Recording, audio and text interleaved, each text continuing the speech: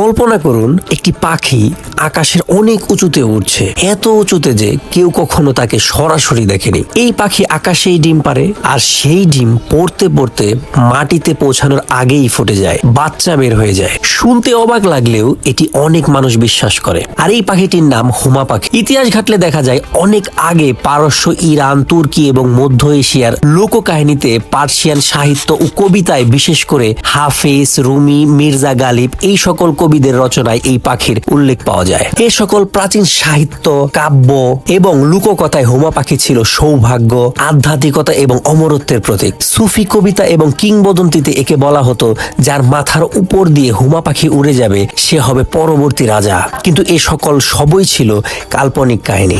বাস্তবিক এবং বৈজ্ঞানিক অর্থে প্রকৃতিতে এমন কোনো পাখি নেই যা আকাশ থেকে ডিম পারে এবং ডিম পড়তে পড়তে ফুটে যায়। এটি একটি কাল্পনিক ধারণা। প্রকৃতিতে হুমা পাখি বলতে আসলে কোনো পাখিই নেই।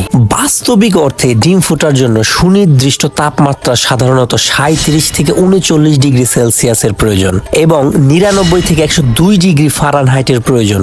ডিমের ভেতরের ভ্রূণের সঠিক বিকাশের জন্য প্রায় 50 থেকে 65% আর্দ্রতা প্রয়োজন। সঠিক মাত্রায় চাপ, অক্সিজেন এবং ভ্রূণের বিকাশের জন্য ডিমকে আস্তে আস্তে এবং নির্দিষ্ট পদ্ধতিতে উল্টানো দরকার, যাতে ভ্রূণ শ্বাস নিতে পারে এবং পুষ্টি পায়। উচ্চতায় বায়ুর চাপ কম এবং অক্সিজেনের ঘনত্ব কম থাকে, যা ভ্রূণের শ্বাস প্রশ্বাসের জন্য উপযুক্ত নয়।